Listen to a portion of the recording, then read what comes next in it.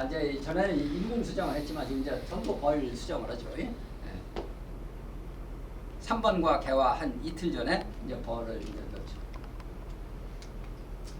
자, 이제 이것은 수정이 된 거예요. 그래서 우리가 암꽃이 상당히 굉장히 예쁘게 이렇게 쫙 있습니다. 그래서 이것은 벌 넣고 하루 만에 지금 딱, 나 어저께 신혼밤 잤어요. 혹은 수집어서 탁 꼬부라지는 거예요. 그래서 처음에 이 수박 암꽃이 매달려 있는 이 S자 형태가 너무나 길으면 이건 문제가 있어요.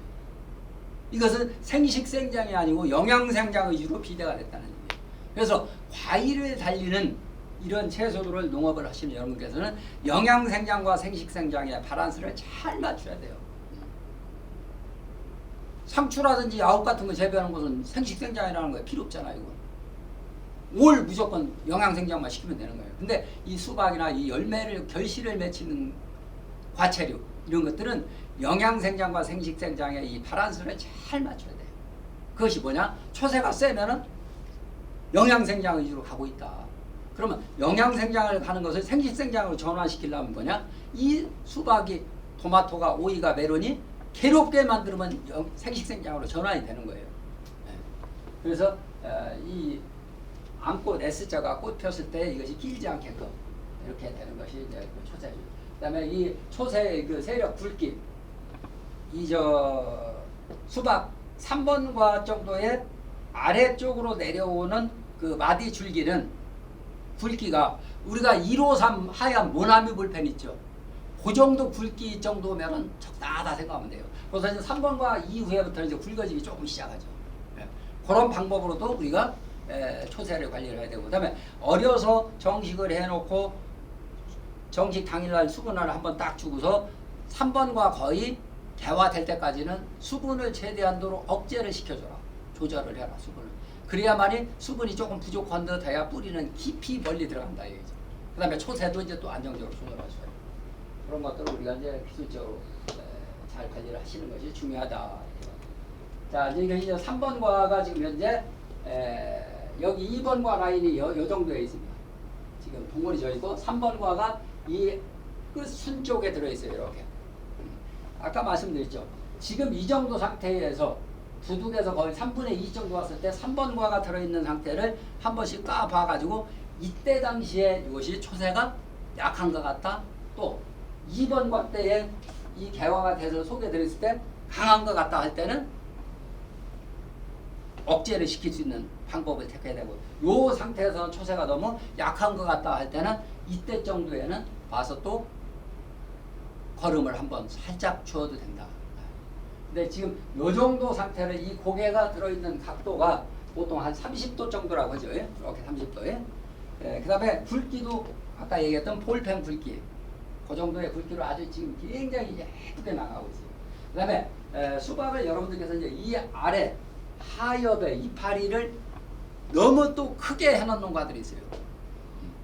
그러니까 7, 80%는 처음에 초세를 나갈 때 한번 이 소엉덩이처럼 유일해서 돌릴 때 세력을 좀 세게 잡는 분들이 있어요.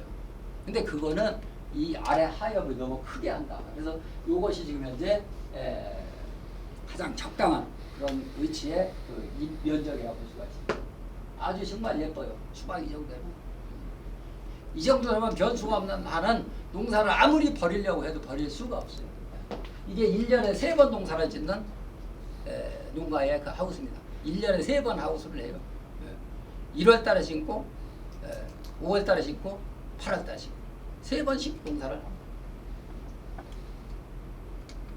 자, 이제 이것은 우리 부역 아래요. 저쪽 오른쪽에 보면 농사 잘 졌죠? 제가 다른 지역에 가서 수박은 저 정도 해놓으면 저건 100만 원 나오기도 어려울 거예요. 너무나 세력이 지금 추세가 커요. 자, 아까 얘기했듯이 이것도 지금 수정은 일반 됐지만 이 S자 형태가 이것도 벌써 수박 노릇하기 어렵습니다. 이것도 수박 노릇. 자, 이제 이것은 세력이 좀 센 듯 하면서 이제 이게 삐뚤어졌죠. 저것은 50대 50이에요. 잘하면 붙어서 정상화로 클 수가 있든지 50%는 기형화가 나옵니다. 세력이 너무 좀 세서. 자, 이제 우리가 중요한 웃걸음을 주는 것을 저는 모래가 많은 토양에서는 웃거름을 7번 주고 모래가 적은 식양토나 일반 양토, 보통 토양에서는 웃거름을 6번은 준다. 옛날 교재에는 수박을 거름을 2번 주는 걸로 나와 있습니다. 2번. 그래서 옛날 호랑이 담배 피던 시절 얘기라고 볼 수가 있고 지금은 6번을 된다. 그래서 밀식을 하기 때문에 우리가 아까 얘기했죠. 밀식 재배를 해서 수박을 어느 정도 8, 9kg 이상 키워야 돼요. 아직은 우리나라는 그래도 수박을 9kg, 10kg 나가야 선뜻 손을 가니까. 일본 사람들처럼 뭐 5kg, 6kg짜리가. 우리 메론도 보면은 1.5kg짜리 이것은 보면 쳐다보지도 않아요. 그래서 하여튼 밀식을 600주, 650주 이렇게 들어가니까 수박을 키워야 돼요. 그 키포인트는 뿌리와 자라가 잘하게 하고 그다음에 1차, 2차 웃거름 주는 데 달려있어요. 또 아까 3번과 속에 꽃이 이렇게 들어있을 때 세력이 약한 듯 하면 그때 봐서 또 너무 약한 것 같다 하면 한 번 걸으면 또 한 동에 한 1kg 정도 약하게 이렇게 한번 또 주는 것도 좋죠. 그래서 밀식 재배를 하면서 1차, 2차 웃거름을 주는 것이 굉장히 중요하다. 그래서 6번을 주는데 이 칠소질 비료량을 이거 볼 때는 6번을 줄 때는 하단에서 이렇게 그 봉우리 생각을 하면 돼요. 비료량을 여기는 적게 중간에 조금 올리고 세 번째 제일 반에 그 다음에 줄이고 그 다음에 줄이고 마지막 줄 때는 질소질이나 이런 비료량을 거의 낮춰서 그래서 이렇게 봉우리 산을 능선을 생각하시고 6번을 줍니다. 그래서 1차 걸음은 벌을 넣고 한 3, 4일경 되면 벌써 1차 걸음이 들어가야 돼요. 근데 한 20, 30% 농가들이 이때 걸음을 못 들어가요. 왜? 세력이 세서. 세력이 세서. 그러니까 그때 과피대를 못 시키는 거예요. 그래서 미리 밑거름 주는 것을 상당히 중요하게 그래서 덜 넣고 위에 웃거름 위주로 농사를 지어야 된다. 그래서 70% 80% 완료됐는데 사실은 50% 아니면 어떤 농가는 기술적으로 잘 하시는 소재가 좀 약한 듯 하다 하면은 벌 넣고 이틀 만에 한 20, 30% 됐어도 1차 걸음이 들어가야 된다. 그 다음에 5일 간격으로 해서 걸음을 줘라. 5일 간격으로.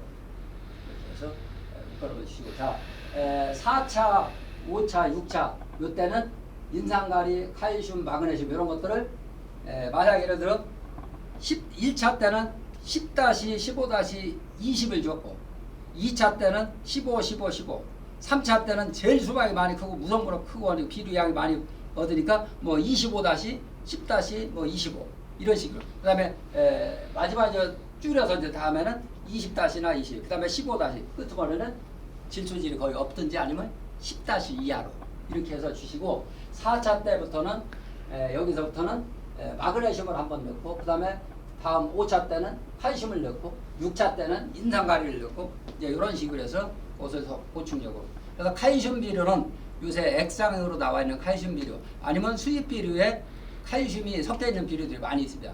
그래서 칼슘제 비료를 꼭 수용성 칼슘제 비료를 한 번 내지 2번 마그네슘도 한 번 인산가리도 마지막 당도 향상하기 위해서 제 1인산가리 성분이 들어있는 것을 연면 시비 내지는 비료를 줄 때 같이 포용해서 주었습니다. 자, 이제 이것은 제가 이제 그 부직포 검정색, 파란색 비닐로 이제 이렇게 해서 이제 실험을 했는데 이것은 이제 보조사업 차원에서 이것을 우리가 비닐 멀칭 재배를 매일 멀칭을 이제 구입을 하잖아요. 그래서 이런 것도 한번 생각을 해봤는데 부직포 가로서는 안 되겠더라고요. 관수를 너무 자주 해야 돼요. 수분이 오히려 증가해요. 그래서 저런 해당 많이 없습니다. 자, 수박 받침은 요 정도 컸을 때 한 2, 3kg 컸어요. 어떤 농가는 너무 어릴 때 받치다 보니까 이게 상처가 나요, 상처. 상처가 나니까 어느 정도 상처가 나지 않을 정도로 경화가 된 상태에서 수박 받침을 이렇게 깎으시고. 자, 이 농가과는 왜 그래요? 이걸 한번 수확 일주일 전쯤에 돌려야 되는데 한 번에 이것은 뭐예요? 옛날 시골에서 우리 풍뎅이 있죠? 풍뎅이 장수면 모가지 확 비틀어가지고 거꾸로 놓고 뺑 돌아. 그렇게 하고 놀았는데 이 밑에 있던 것을 한 번에 이렇게 180도 확 모가지를 틀어서 바뀌어 놓으니까 뒤는 거예요. 뒤는 거예요. 그래서 저렇게 하지 말고 한 20도 정도 살짝. 사실 일본 사람한테 강의를 제가 들었는데 2번 돌리라고 하더라고요. 2번. 그것은 우리나라 얘기하면 그건 속된 말로 정신 나갔다고 할 거예요. 그러나 그 사람들은 그만큼 정확하게 세밀하게 그러나 우리는 한 번 정도만 15도 정도로 이렇게 살짝만 옆으로 돌려줘. 이것은 저 나중에 제가 출장 가서 봤는데 막 굉장히 뒤었어요. 다 뒤었어요. 자, 이제 이것은 상당히 이게 아마 600 몇십 개 들어간 포장일 거예요. 정말 잘 되죠. 마그네슘 결핍현 한 거. 자, 이제 여름 재배할 때 이제 이렇게 자강망 30%짜리 덮어서 이제 한다 하는 얘기고. 자, 이제 이것은 음성 지역에 그 전에 견화가 났는데 수박은 당도가 올라가는 것은 우리가 단맛을 느끼는 과당은 35일부터 올라가요. 그래서 45일, 50일, 55일, 60일, 65일까지 더 늦게 버티면 버틸수까지 당도가 올라간다. 그래서 이 농가는 뭐냐? 수박 온도가 못 올라가기 위해서 이렇게까지 했더라고. 자, 이제 마그네슘 결핍이 이제 이거 들어가는 수박 입에 하나에서 한두 개 정도 이렇게 나온다. 자, 이제 아까 얘기했듯이 칼슘 결핍 장애가 많이 나와요. 우리 부여 지역에도. 5월달 4월 하순부터 칼슘 결핍 장애가 많이 나옵니다. 이 끝에 잎이 어떤 농가는 가리결핍이라고 하는데 이것은 안에까지 노랗게 타 들어가는 것은 칼슘 결핍입니다. 그래서 액상 칼슘을 한두 번 줘야 됩니다. 자, 이제 이거 여름 재배할 때 이렇게 갈라져서요. 멀칭을 늦게 해가지고 뿌리가 다 끊기는 거예요. 그래서 아까 얘기했지 지륵당 같은 경우 헛골에 있는 에서 멀칭을 안 해가지고 수분이 부족해서 거북등처럼 뿌리가 끊어지면은 뿌리가 다 끊어지는 거예요. 이 농가들 이런 것들이. 자, 이제 신품종 도입할 때 이제 많은 품종을 한 번에 도입을 하지 마라. 이런 사고가 우리 부여에서도 여러 군데 지금 났었죠. 신품종 받아서 할 때는 한 동이나 반 동이나 소형 면적을 해가지고 이렇게 경험해. 이것도 마찬가지. 흑피수박을 여름 재배했는데 피해가 많이 나왔었죠. 자, 이제 이것은 이제 그 생육 후기의 시드름 현상이에요. 시드름. 이건 이시 농도가 높은 상태에서 그냥 또 부속탭이 안 된 것을 갖다가 하니까 이런 식으로 이제 나왔거든요. 그래서 아까 얘기는 이시 농도 중요하다 말씀을 드리죠. 자, 고온비가 되면 뿌리가 이제 어린 것이 너무 이제 고온 피해를 입을 수 있어요. 그래서 메론이나 수박도 여름에 심을 때 관수를 조금씩 빨리 해주는 것이 또 건조 피해를 막아주는 것도 중요합니다. 멀칭은 여러분들께서 이제 흑백 비닐, 그 다음에 청색 비닐, 백색 비닐 이제 이런 걸 사용하니까 그 착형마다 이렇게 받쳐서 사용을 해야 되고 한여름에는 흑백 비닐과 지온을 더 낮출 수가 있습니다. 자, 이제 이 망고병인데 망고병의 수박에서 굉장히 피해가 많이 나오죠. 이것은 왜 더 걸리느냐? 아까 얘기했듯이 이 잎에 체내의 질소 농도가 높으면 더 나옵니다. 농약을 아무리 방제를 해도 안 돼요. 그래서 체내에 이 이파리의 질소 농도가 낮춰지게 되면은 병이 더 덜 걸린다 얘기죠. 그래서 그런 것들은 우리가 기술적으로 하나. 자, 이제 덩굴쭈기병이 지금 심심찮게 나오고 있어요. 덩굴쭈기병 접목을 호박이나 박으로 접목을 해도 지금 덩굴쭈기병이 나오고 있기 때문에 이런 것들을 유의를 해야 된다. 자, 이 덩굴쭈기병이 꼭 과일 부패병이나 이런 다른 병하고 이제 구분이 하기가 좀 곤란한데 현병으로 검사를 해보니까 병균이 이렇게 이제 발생이 나왔다. 자, 이렇게 이것이 꼭 메론 괴저 바이러스하고 구분하기 어려워요. 네. 그래서 실제 이 키트로 검사하기 전에는 상당히 그래서 이제 이것이 메론 덩굴쭈기병이 나와. 이제 이것이 한번 발생이 되면 토양수도 걸어야 돼요. 완전히 토양수도 걸어야 돼요. 석회질소라든지 아니면 밀기울 처리라든지 이걸 완전 토양수도 걸어야 돼요. 자, 흰가루병이 이제 이렇게 있는데 흰가루병은 이렇게 발생이 되면 치료하기 어렵습니다. 그래서 예차를 해가지고 흰가루 병반이 나올 때 한두 개 나올 때 병 방제를 해야 됩니다. 이 줄기 뿌리 썩은 병이죠. 이것은 토양에서 이제 이 병균이 있어가지고 가스 장애를 입었다든지 습해를 받았다든지 저온 피해를 받았다든지 그런 그 뿌리를 통해서 이 라이조스토냐 균인데 이것은 어떤 균하고 비슷하냐면 문고병, 문고병균하고 일치하는 그런 형제간의 병균입니다.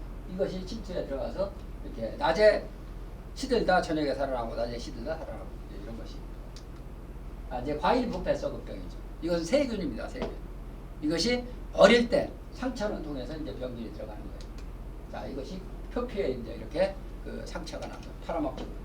이것도 이제 간혹 우리 근데 자, 이것이 지금 현재 코로나 진단 키트로 검사하듯이 이것도 진단 키트가 있습니다. 이 이상 의심이 되는 것을 지백을 짜서 해보면 이렇게 병이 생긴 것은 딱 띠가 2개 나와요. 병이 이것이 아니다 하면 띠가 2개가 안 나옵니다. 우리 기술센터에 이제 이런 키트가 있습니다. 자, 이제 이 세균성 이제 전문의병. 이것은 사전에 수박에서도 수정 전에 벌 넣기 전에 한 번이나 두 번은 꼭 항생제 계통 세균성 약을 꼭 해주시라. 수박에 쓸 수 있는 것이 뭐 일품이라든지 고수라든지 이런 약재들이 있습니다. 그런 세균성 약재를 꼭 두 번 정도는 해주시는 것이 좋다. 자, 이제 이것은 메론 배저 바이러스입니다. 아까 덕분충격병하고 거의 비슷하죠. 이것은 메론에서 발생됐던 바이러스가 수박에 전염이 돼가지고 이것도 종종 심심찮게 나와요. 네. 이게 누가 보면은 세균성 병으로 이렇게 오인하기가 쉽습니다. 그래서 이제 이것도 이렇게 생겼는데 검사를 해보면은 자, 선충은 이제 우리가 연작을 하는 지역에서 이제 많이 나오죠. 그래서 선충 예방을 위해서 여름에 태양열 소독 피해야 됩니다. 그래서 태양열 소독만 제대로 해도 50도 이상 올라가게 해도 선충이 저렇게 개체수가 줄어든다 얘기입니다. 자, 이제 이것은 응애죠. 응애는 거미 종류인데 응애 약제도 4월, 3월, 하순 4월 초쯤에 한두 번 정도 사전에 얘기해요. 자, 이제 이건 약해 피해입니다. 약해. 약을 육묘할 때 육묘장에서 가져온 거기에다가 약을 조루로 해서 이제 관수해가지고 피해. 자, 헬사코나졸, 트리아졸 계획. 그것은 항지배되는성 성분이 들어있기 때문에 이렇게. 자, 이제 이것은 살충제, 여름제별. 살충제 피해. 응애약이 살충제 피해가 응애약이 피해가 잘 나옵니다. 그래서 응애약을 섞으실 때는 2가지 이상 섞지 마세요. 아니면 단독으로 쓰는 것이 좀 안전하고. 이 두 번째 5월 23일 날 심었는데 이 응애약하고 찐득을 이렇게 해서 이 속 순이 나오다가 탔어요. 응애약이 섞어. 자, 이렇게 이제 제추제 헛꿀에 뿌려가지고 피해 나오는 거다. 자, 연작 관계를 좀. 자, 이런적으로 이제 여름철에 그냥 방면하다 보니까 인산이 많이 농축이 되어 있어서 이제 이렇게 피해가 나와요. 자, 이동관은 왜 이렇게 여름에 놔두는지 모르겠어요. 여름에 태양열 소독을 하면 얼마나 좋은데. 네? 근데 이렇게 방치를 하는 거예요. 자, 밀기울 처리로 이제 하는 방법이 있어요. 근데 한 동에 한 4, 50만 원 들어가죠. 근데 연작 대책에는 밀기울 처리를 하면은 새 땅을 만들 수 있는 그런 좋은 결과. 자, 이건 부여해서 이제 밀기울 처리를 하고 제가 검사를 해서. 석회질소 가지고 이제 또 사용할 방법이 있죠. 한 동에 석회질소를 40 내지 60kg 정도, 2개 내지 2포 정도를 넣습니다. 이렇게 해서. 자, 이렇게 해서 태양열 소독, 석회질소를 넣고 이렇게 멀칭을 해서 수분이 물이 70% 되게 해서 관리를 합니다. 자, 이제 볏짚을 이제 항상 한 동에 이것은 20개 정도 사각으로 된 것은 넣는다. 자, 이것은 이렇게 거치게 넣기 때문에 로타리를 해서 하면 여기에 수박이 얹어 있기 때문에 지온도 올라가지 않아요. 그래서 실패를 할 수가 있어요. 자, 이제 여름에 담수를 해서 이렇게 처리를 하는 겁니다. 자, 이건 수단 그라스로 이제 심어서 또 대책을 세울 수가 있고요. 자, 이제 벼를 이렇게 심는 농가도 있었고, 이건 과거에 이제 했지만 지금은 안에 그냥 모짜리처럼 벽실을 뿌려가지고 그냥 노타를 해버립니다. 자, 이제 또 참깨를 이렇게 심어도 괜찮아요. 여름에 논원이 장난한다고 참깨를 심어도 또 괜찮습니다. 자, 이게 참깨. 자, 이제 미생물 배양기를 이용을 해서 가능하면 내가 자가액비를 만들어 쓰는 것도 좋은 노력을 해서 할 수가 있다. 이렇게 해서 시간이 1시간 10분 정도 됐는데요. 조금 지연이 됐습니다만 지금까지 이렇게 언택트 시제에 여러분께서 동영상으로 강의를 들으셨는데 어떻게 도움이 되실지는 모르겠습니다만 하여튼 금년도 한 해 영농 설계 잘 하셔가지고 내년도에도 훌륭한 수박 품질을 생산할 수 있는 그런 농업인이 되시기 바라면서 이만 마치도록 하겠습니다. 감사합니다.